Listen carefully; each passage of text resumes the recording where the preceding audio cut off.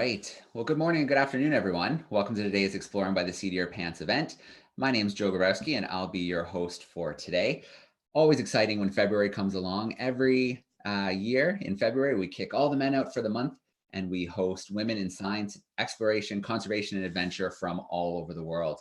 So this first week has been an absolute blast so far. We've talked to some amazing women from all over the planet in all kinds of fields like marine biology and cave exploration, and even an astronaut to kick things off at the beginning of the month. And we still have so much more to come with great classrooms from all across North America tuning in live with us, both on YouTube and live in camera spots. So we're going to continue rolling along. We've got a pretty far-flung hangout today. We've got classrooms joining us in Mexico, in Canada, in the US, and then our guest is joining us from Hawaii today. So we're covering a lot of ground.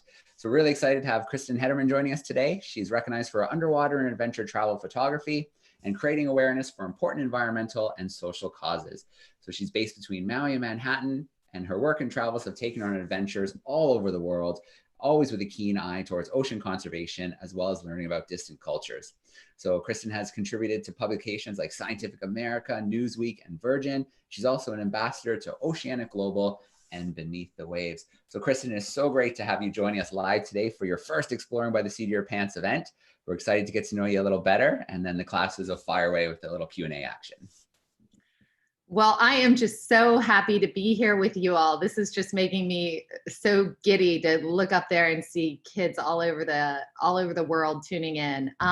So I thought that I would start with a little video that I prepared. It just talks about my mission and my vision with my work, my photography, my writing, my art. I like to always be out in the field, capturing, photographing, recording stories, and then thinking about how I can share them to raise awareness for important challenges that I'm facing and encountering as I'm out also enjoying our big, beautiful planet, because it's hard to be out there exploring and enjoying our planet without, especially nowadays, seeing things that are alarming and challenging. So I really believe that it's part of our role as explorers, as we're out enjoying taking beautiful photographs, sharing with our friends and family, to also raise awareness for different causes, both the success stories and the challenges, the things that people need to know about, the things that people need to be tuned into to make the world a better and safer place for our next generations. So I'm gonna pull up, okay, hold on, so I have to share my screen first. Okay, and then I just say share. Okay, great. And then I'm gonna go here. I'm gonna play this movie and then make it big. All right, looks good. It's all about sparking that one little spark of interest that gets someone to feel something. And when someone feels something, then they have an interest and an empathy for it.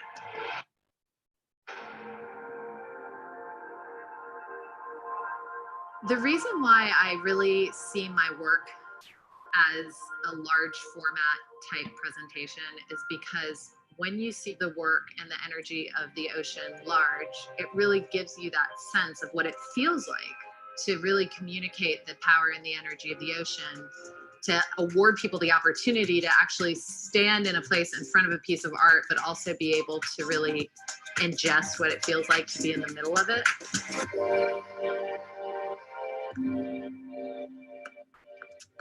The challenges that we're facing as a human species looking to protect and coexist with our ocean it's a very multifaceted challenge, and it's not easy.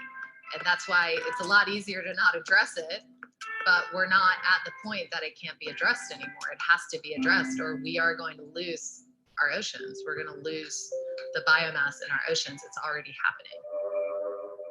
Less than 5% of the world's oceans have been explored. And when you think that 70% of this planet is covered in ocean, that leaves a lot of space for exploring. When you actually do have the opportunity to go down and submerge yourself and see this world that is absolutely so foreign and so massive, you realize that this existence that we live up here is such a tiny, tiny part of the planet. And it really makes you understand how important it is to value what the ocean represents for us.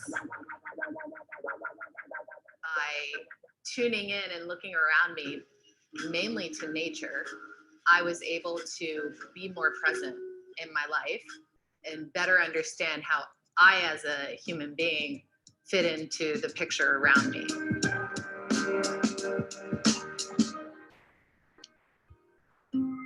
I've had the blessed opportunity to go to a lot of parts of the ocean that are protected or remote, far away from humans and extensive development. And in those places, the environments tend to be in better shape, particularly if they're in marine protected areas. When we're in places that are full of life, you actually end up going down and having animals interacting with you. A massive grouper, schools of fish, barracuda, hammerhead sharks, manta rays. They're coming to check you out. And so you're actually looking into their eyes and having a dialogue without even talking.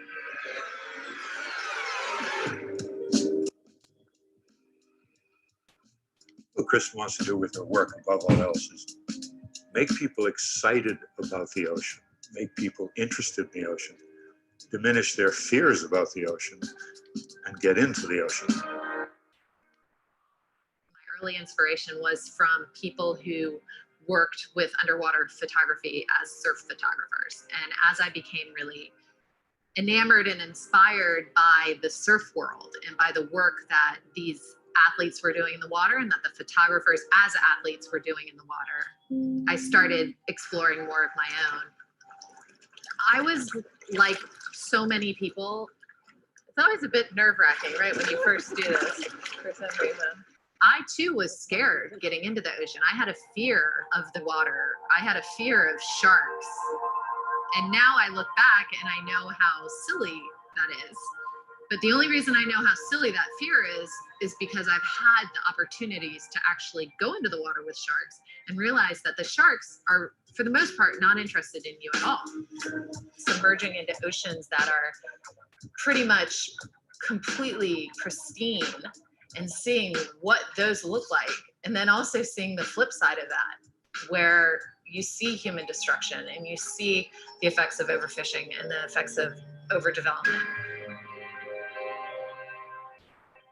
The goal of my art is to bring the energy of the ocean into spaces so that people can feel an emotional connection to the ocean. And through that emotional connection, they can feel empathy and they can feel a sense of caring. And so whether that be in a gallery or in a personal space or in a commercial space, to actually have a piece that inspires discussion, that inspires a feeling, actually comes with a call to action. It's really part of my goal. And I like to use the word artivism, which is activism through art. The intent is not just purely for beauty, but to trigger something in our brains that makes us think differently and perhaps act differently. The only way that that's ultimately going to change is if there's a greater love and appreciation that develops over time for the oceans. The more people that go into the ocean, the more people that value the ocean, the more people that understand the ocean, the greater is the likelihood that we'll change our behavior, which is essential. It's really about my intuition telling me, this is where you're meant to be. This is where your work is.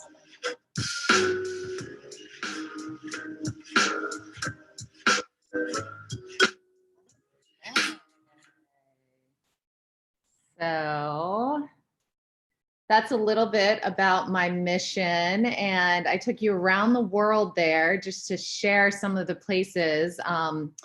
Actually, for our friends down there in Mexico, one of your national treasures, Cabo Pulmo National Marine Park in Baja California, is an amazing example of a marine protected area. And a lot of those shots where you saw the huge dense schools of jacks, that was from Cabo Pulmo. Also the sea lions at Las Islotes off La Paz. Also from the Banda Sea in Indonesia, a lot of French Polynesia in there, a lot of Hawaii right here in my own home state. So I thought what I would do is kind of walk you through an awesome day in the life of, and I had a great example, which was yesterday. I spent the day with humpback whale scientists. So a lot of times in my work, I'll be called to be, I'm out in the field with scientists quite a bit because I love being with scientists, and I communicate in their language. And at the same time, I also communicate with the art and the way that how are these messages going to get out to the general public? So what is the fusion between these two things? And we had a very exciting day on Maui a couple days ago. We captured a local tour operation that had tourists out, just like any of you who might be on Maui and go out with your parents on a whale watch, caught something that had never ever been captured before. They caught the birth of a humpback whale inside the water. So scientists have always had this big question mark in their heads, like, where do the humpback whales give birth? And it had never been captured. So they thought, they didn't know, do they give birth at night? Do they go to the depths of the sea? Do they go way far out? It just was very unknown. So the other day we had a tourist rafting adventure out, and I'm going to go ahead and enlarge this. And if you can see that little tail coming out of the mama on top, that's actually the birth. It's a little, it's not the easiest thing to see, but what's happening here is the father. So another interesting observation that they observed is the father is underneath it blowing bubbles. So the baby is coming out of the mom, and it looks like we're having a loading problem. So the baby is coming out of the mom, and then the father is below blowing the bubbles up. And so that's a behavior that's been observed before, but they didn't know that it was linked together. They'd never seen a father blowing the bubble. Well, you don't know, is it the father or is it, just another male that's there? That's another big question. So this video is great. It leaves a lot of questions to be answered. I'll go ahead and go back to the beginning just to show you that one little clip of the tail again. So why I wanted to show you this video is that it shows that every single person out in the field, anyone, any normal person can capture an amazing scientific discovery. So that's an important thing to keep in mind, because as it doesn't matter. You don't have to be a scientist. You don't have to be an Instagram influencer. You don't need to be someone that has, an amazing portfolio of photography. It can be anyone. And when you're out in the field, you are actually also a scientist. You're a citizen scientist, and you might come upon something that's just incredible. So it's always, if you're inspired to capture, you're inspired to share with your family, share with your friends. Social media it's one of the best things about social media, I believe, is that it's such a great medium to share things and inspire people around you about the experiences that you're having. So back to my day out with the scientists, to tell you a little bit more about my work. So this is where we were. We were off the island of Maui. That's the island that I live on. And the whales have been coming here for eons to give birth to their babies. It's the whales that go between Hawaii and Alaska. And this is the team. So we're listening to whale song. So I've got my camera and I'm photographing. She right here has the headphones on. She's listening. And this is what she's listening to. We're right above a singer humpback whale. So this little line that you see going down to the mouth of the whale is actually singing into it, and she's recording it with those headphones. And another thing that I'm in there, not just taking pretty photos of whales, but they want me to capture things like this, for example, is evidence of a scar from a fishing line. So the scientists are very interested. And as I'm in the water, she said, if you can get a good photo of that fishing line, it's great. I'll send it to NOAA because they record data about how entanglement in different whales and how they're getting affected. So I do that, and we record videos like this. Let's see, should be coming up. Okay, so this is the singer whale that I just showed you.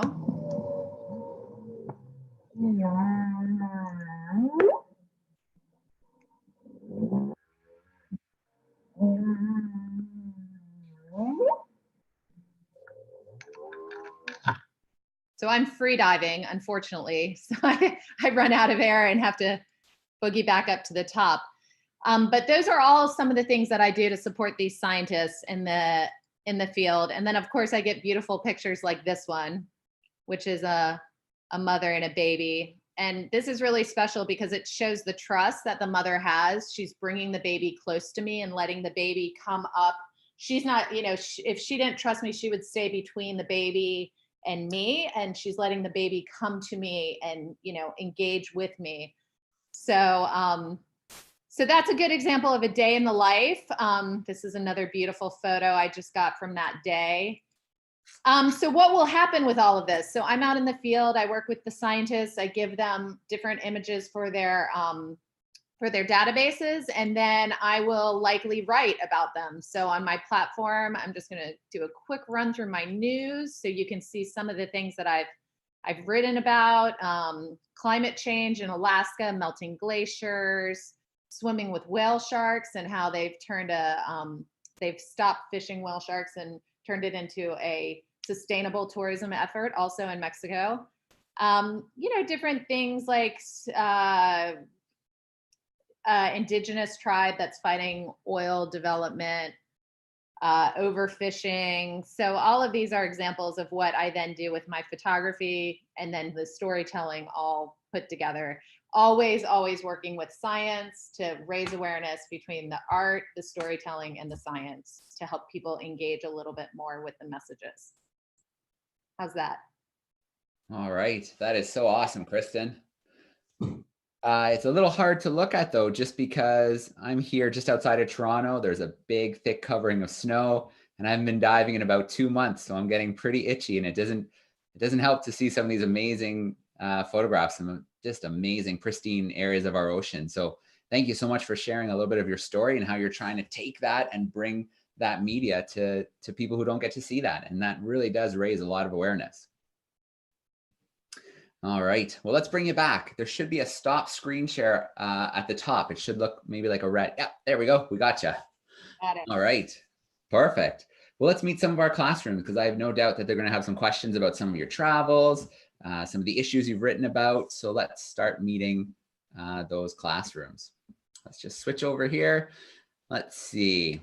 Let's start off. Let's go to Owen Sound. So not too far from me, maybe a couple of hours. Mr. Kim's high schoolers are hanging out with us. Let's get that microphone turned on. Yes. How are we doing, Owen Sound? Great. So one of our students has a question. He's a little shy right now, but do you want to stay from back there? Yeah, go for it. How many people view that platform for news? I'm not sure if you heard. Did you guys hear that? How many people view, but I didn't hear after that. Yeah, so how many people view the platform that they're using? I guess clarify the platform that I'm like the different articles or my social media. He's saying yes, that one. Yeah. Oh, okay. Well, that's a good question. To be honest, I really don't know that. The articles get posted on different publications like Newsweek Online, Scientific American. I mean, probably millions, but I've never really done the metrics of all the different, because then the shares, and then I have a social media. So I would say, I mean, mass conglomerate of impressions of all the work I've done is definitely into the millions, for sure.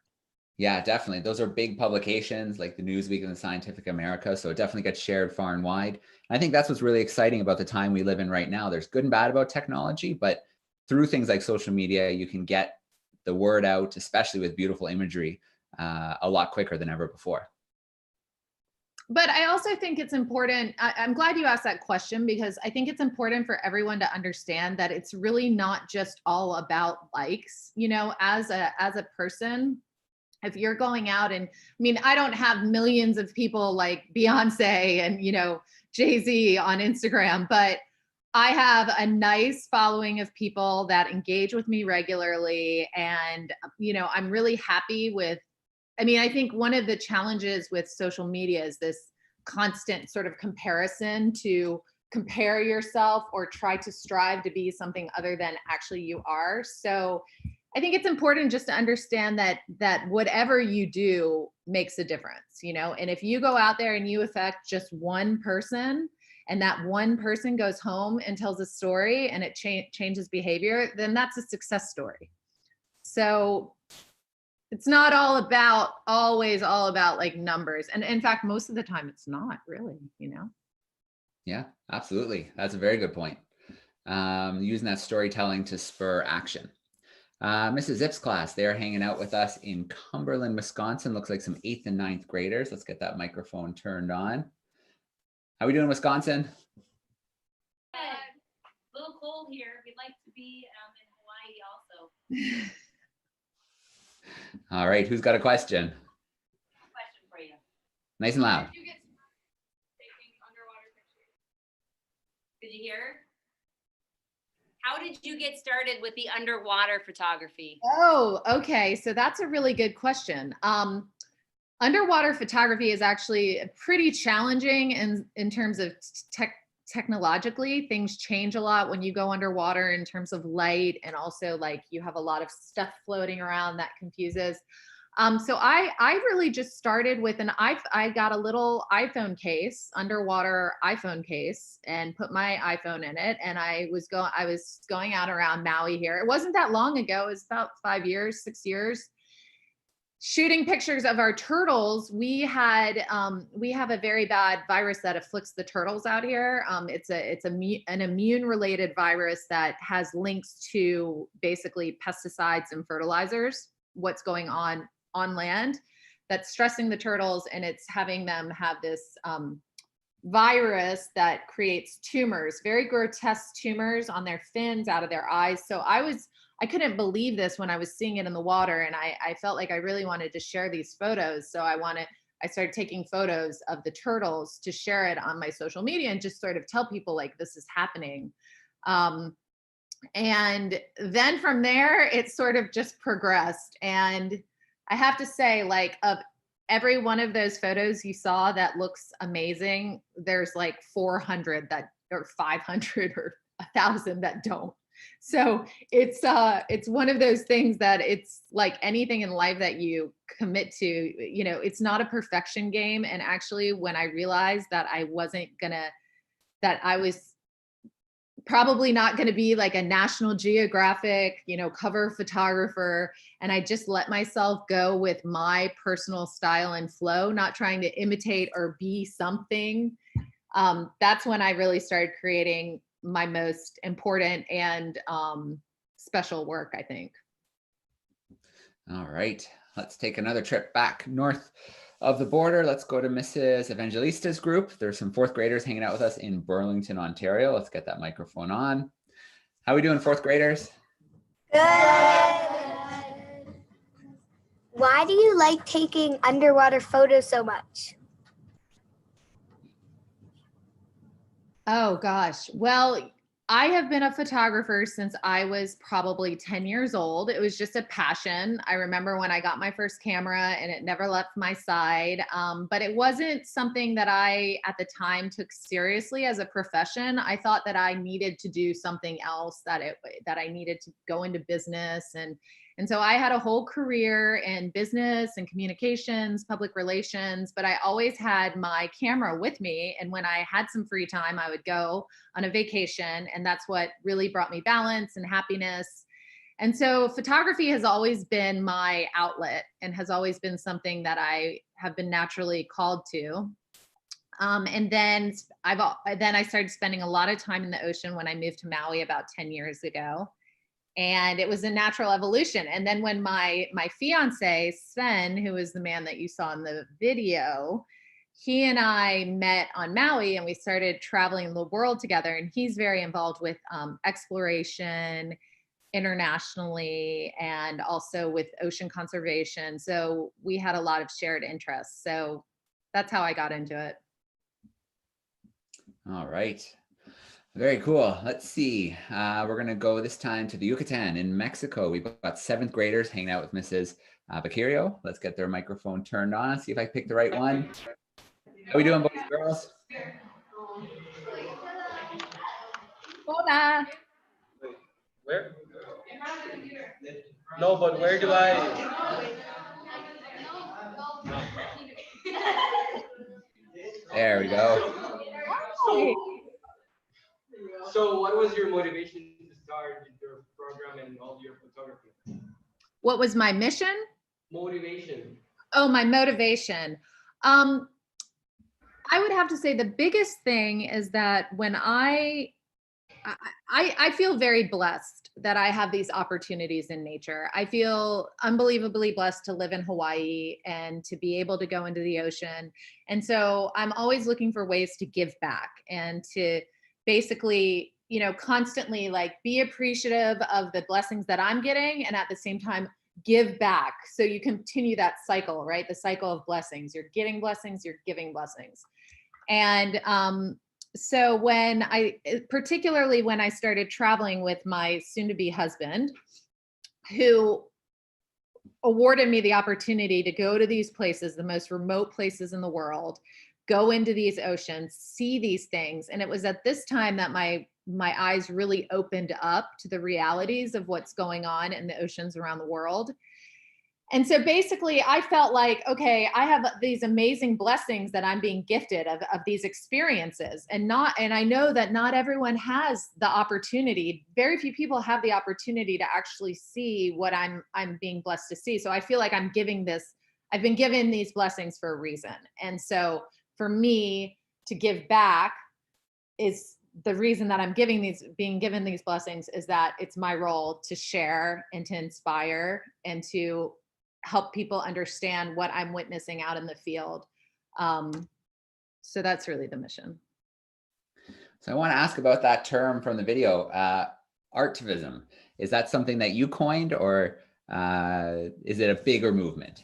Well, I can't say that I coined it. It's definitely a bigger movement. I started using it, I started working with it a while back. It's now pretty popular and it's around. I definitely wasn't the first person, but this idea of helping people connect with important messages through the opening of their hearts to art, right? So we all know what we feel when we see a beautiful picture or, the way that we feel creatively expressive when we're in art class or, when you're at home doing a little project. So art has this opportunity of kind of plugging into a different part of your brain outside of, the analyzer, the part of the brain that's reading and learning and studying and memorizing. And so this idea of working with art to open up your heart so that you actually receive messages that can also go into your brain with the, sort of science and the technology part of it. The fusion of the two is really interesting to me. All right.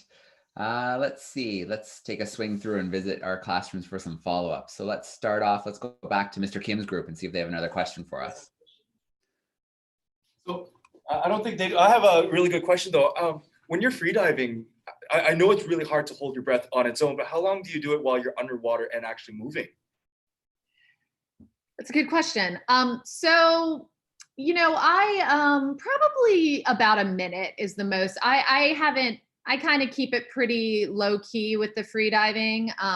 You can train and become like much more serious, but it's also very dangerous. So I mainly like I learned the principles of freediving so that I could freedive safely and take a lot of dives, because there are things you should know when you start to like dive down and dive back up and dive down and dive back up and do that multiple times over the course of a short amount of time in terms of how to off gas and hold your breath and breathe out. And so I do that. And, but mostly I dive for urchins and urchin spines and things in the ocean that I create art projects out of, and then also to photograph animals.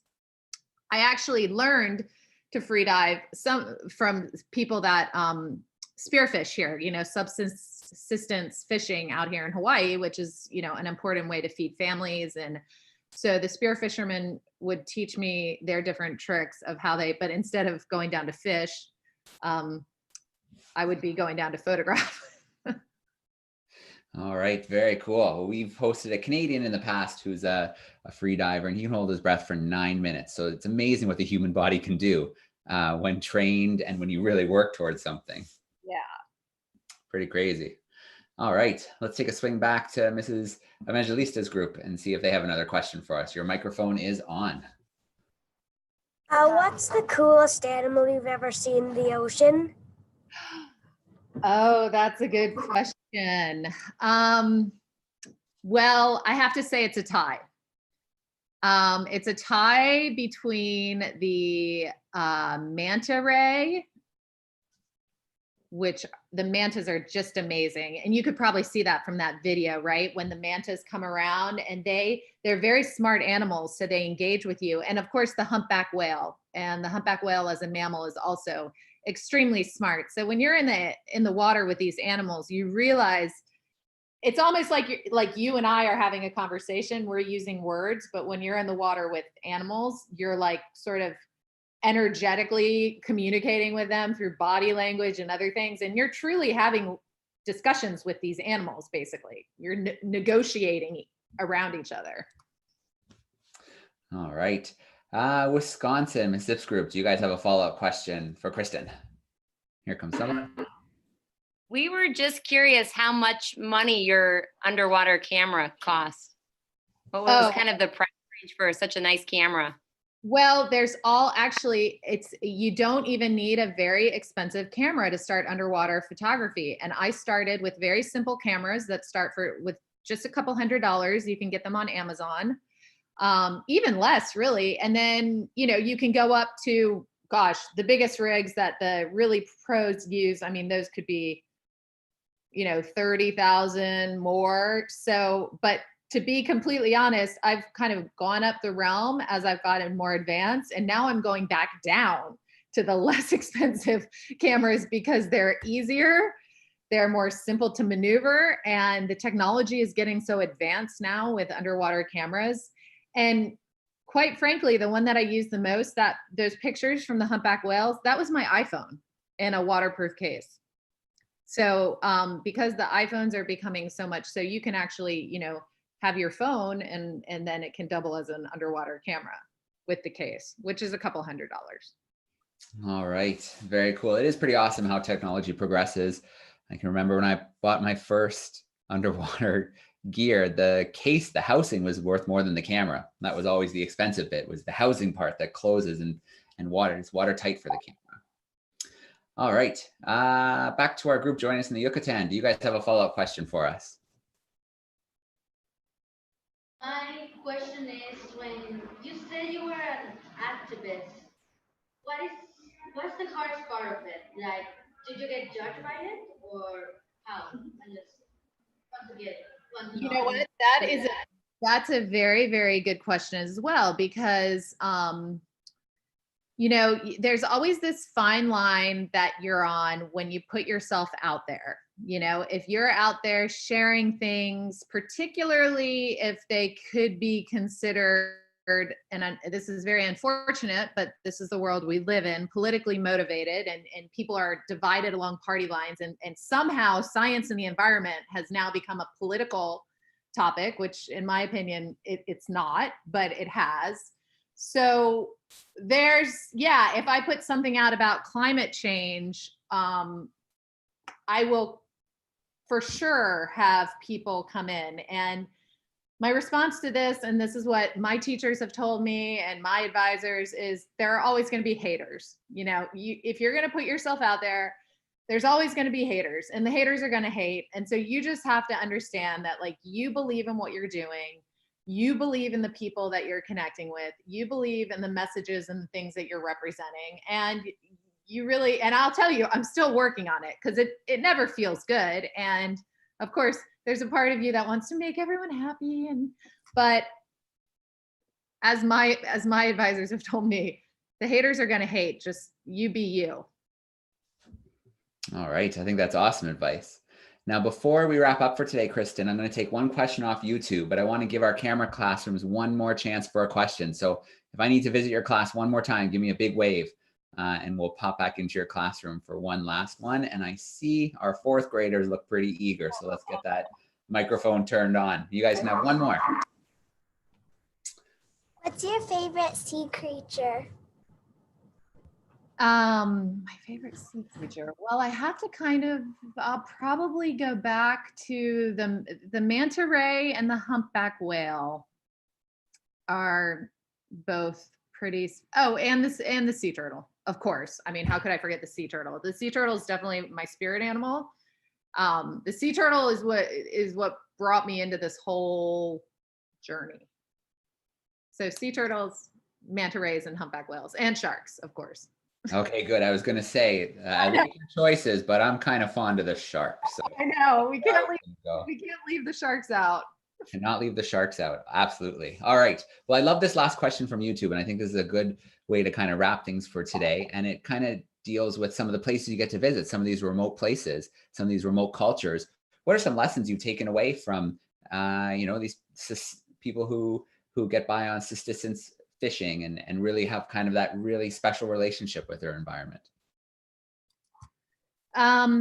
Well, we have a lot to learn from the people who live in harmony and union with nature and the environment. And I believe that as we move forward into the future, as much as technology will take us forward, going back to the simple traditional ways of living will also help us move forward in a sustainable way with appreciation for our planet and for the balance that is needed. Because so many of these indigenous cultures, the way that they saw the world was all about balance of nature. All of the things about fishing, how to fish without overfishing different stocks, what plants to harvest when were the fish spawning to help, everything that happens was in union with each other. And so industrialization has been, very, very hard and shocking in terms of the balance of the planet, I think, personally. And so for me personally, what I'm doing is I'm focusing a lot on learning more about indigenous cultures and educating myself and supporting those cultures that are out there that are still living this way, to protect and preserve what they're doing, and also to help share their messages as much as I can, and as much as us as a world can really start to honor these people and not forget about them. I think we're going to be able to take some of these very important lessons that they have had for eons forward. All right. Absolutely. Well, Kristin, thank you so much for joining us today for your first event. Send a few of those warm rays our way. I know it's coming soon, but I hope that that we get it here soon, and I can't wait to hit the water again. I want to give a shout out to our classrooms. I know a couple of them, their days just ended, so I just saw them hop up and start heading out of the classroom. So our group in Mexico and our group in Wisconsin, I need you guys to be really loud before we sign off. I'm going to turn the mic on, and I want to hear a big goodbye and thank you for Kristin. But again, Kristin, thanks for your first event, and we look forward to future ones, maybe even something from the field. So that should be fun. Sounds awesome. Thank you, Joe. Bye, guys. All right, mic's on. Let's get loud. Bye.